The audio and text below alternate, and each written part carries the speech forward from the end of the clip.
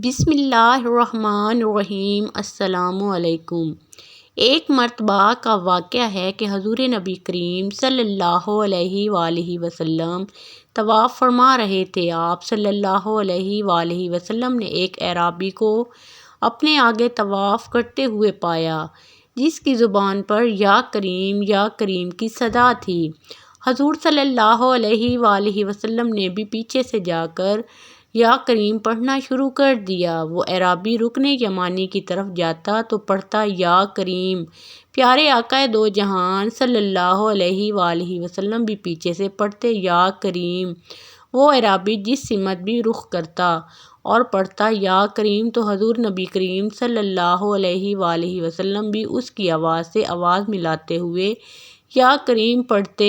اعرابی نے تاجدار کائنات صلی اللہ علیہ وآلہ وسلم کی طرف دیکھا اور کہا کہ اے روشن چہرے والے، اے حسین قد والے، اللہ کی قسم اگر آپ کا چہرہ اتنا روشن اور عمدہ قد نہ ہوتا تو آپ کی شکایت اپنے محبوب نبی کریم صلی اللہ علیہ وآلہ وسلم کی بارگاہ میں ضرور کرتا کہ آپ میرا مذاق اڑاتے ہیں۔ سید دو عالم جہان صلی اللہ علیہ وآلہ وسلم مسکرائے اور فرمایا کہ کیا تم اپنے نبی کو پہچانتا ہے؟ اعرابی نے عرض کیا کہ نہیں۔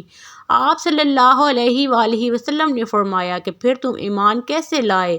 اعرابی نے عرض کیا کہ بن دیکھے ہی ان کی نبوت کو تسلیم کیا، مانا اور بغیر ملاقات کے میں نے ان کی رسالت کی تصدیق کی۔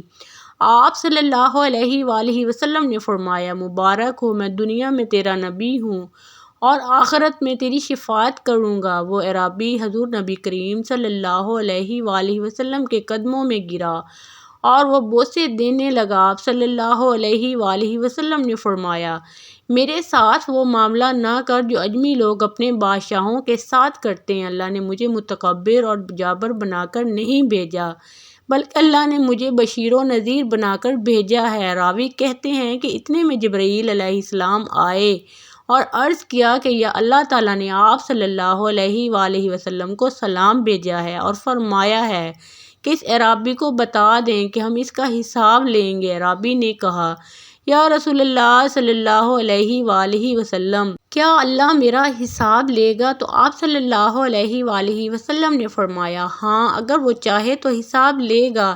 اعرابی نے دستے ادب جوڑ کر عرض کیا کہ اگر وہ میرا حساب لے گا تو میں بھی اللہ کا حساب لوں گا۔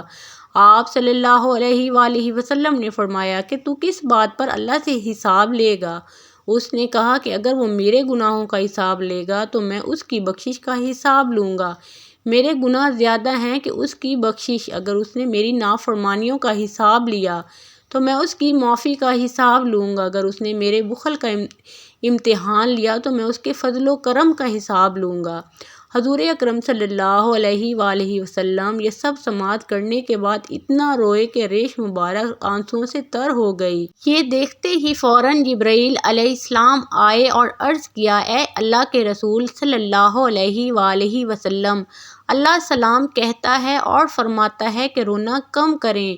آپ کے رونے نے فرشتوں کو تسبیح و تہلیل بھلا دی ہے۔ اپنی امتی کو کہیں کہ نہ وہ ہمارا حساب لے اور نہ ہم اس کا حساب لیں گے، اور اس کو خوشخبری سنا دیں کہ یہ جنت میں آپ کا ساتھی ہوگا۔ ناظرین کرام، جب حضور نبی کریم صلی اللہ علیہ وآلہ وسلم اپنی امت کے لیے اتنا روئے اور اپنی امت کی بخشش کے لیے اللہ تعالیٰ سے دن رات دعائیں مانگتے رہے تو ہمیں بھی چاہیے کہ ہم ہر وقت ان کی ذات اقدس پر درود پاک بھیجیں اور ان کی سنتوں پر عمل کریں۔ اللہ پاک ہم سب کو عمل کرنے کی توفیق عطا فرمائے، آمین۔ روزانہ اسلامی واقعات سننے کے لیے اس چینل کو سبسکرائب کریں۔